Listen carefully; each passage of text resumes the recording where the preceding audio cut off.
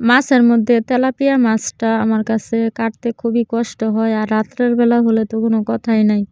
শীতের মধ্যে এই শীতের রাত্রে মাছ কাটতে যে আমার কতটা কষ্ট হয় যা কিনা বলার মতো না। তো এই মাছগুলো জ্যান্ত ছিল, জ্যান্ত মাছ নিয়ে আসছিলাম। আমার আম্মুর সাথে বাজারে গেছিলাম। তো আমি কিন্তু আবার আমার বাসায় কোনো মানে পুরুষ মানুষ নাই। তো রান্না আমি যা বাজার করি একটু মানে নিজে করি। তো নিজে করি বলতে আমি সচরাচর বাজারে যাওয়া হয় না, মাঝে মধ্যে যাই। তো আমার আম্মুই নিয়ে আসে। আর এই মাছগুলো হচ্ছে মানে জ্যান্ত। আর আমি একটু মানে মরা মাছ বলে নিয়ে মাছ আমি খেতে পারি না। আমার কাছে তাজা মাছটা একটু হলেও ভালো লাগে, যেহেতু আমি ঝোল পছন্দ করি এজন্য। আর আমি মাছ যে তেলাপিয়া মাছ যেটা ওটা দিয়ে আমি ঝোল রান্না করি। আর বেশিরভাগই পাঙ্গাস মাছটা ভাজি রান্না করি, ভাজিটা খেতে ভালো লাগে। আর এই মাছটা দিয়ে তরকারি রান্না করতে আমার খুবই ভালো লাগে। কারণ আমার কথা হচ্ছে ভালোর একটুও ভালো।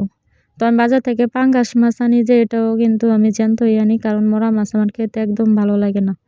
তো রাত্রের বেলা যেহেতু মাছ আনা হয়েছে, তো মাছগুলো আমি সুন্দর করে কেটে নিতেছি। আর রাত্রের বেলা আনতে চাইছিলাম না, তো যেহেতু আমার আম্মু বাসা থাকে না, মানে আম্মুর সাথে গেছি, তো এই কারণে একা একা বাজারে যাওয়া হয় না আর কি।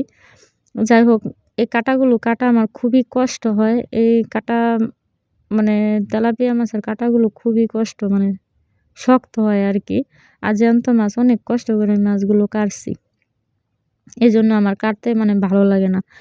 আর বাজার থেকে কেটে আনার কোনো মানে ব্যবস্থা নাই। যেহেতু আমি বাসায় কাটি, বেশিরভাগ বাসায় মাছ পরিষ্কার করি। আর অনেকেই আছে পাঙ্গাস মাছটা বাজার থেকে কেটে নিয়ে আসে, আমি এখন কোনো সময় করি না, কারণ আমি বাসায় নিয়ে এটা আমি পরিষ্কার করি ভালোভাবে, তারপর আমি এটা কাটি আর কি। যাই হোক, আমার মাছ কাটা প্রায় শেষ। আর খুবই কষ্ট হয়েছে মাছ কাটতে। আর আমি যদি তেলাপিয়া মাছ কাটতে যাই, অন্তত আমার হাত কাটবে, এই কারণে আমার ভালো লাগে না আর কি। তো একটু মোটা, একটু হালকা মোটাও না, বেশি একটা পাতলাও না, যেহেতু মিডিয়াম। আর মাছগুলো দেখেন কি সুন্দর একটা মানে চকচক করতেছে জেতা।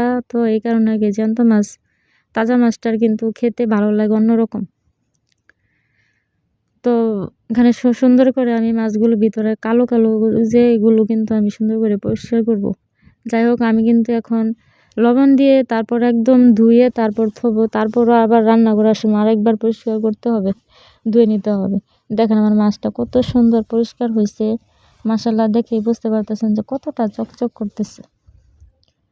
তো মাছ ধোয়া কিন্তু পরিষ্কার হলে আর মাছ সুন্দর হলে কিন্তু ধোয়াও সুন্দর হয়। মাছটা যদি তাজা থাকে টাটকা, তাহলে কিন্তু খেতেও ভালো। দেখেন কতটা সুন্দর হয়েছে, মাশাআল্লাহ। সবাই ভালো থাকবেন, আজকে এই পর্যন্তই। আল্লাহ হাফেজ।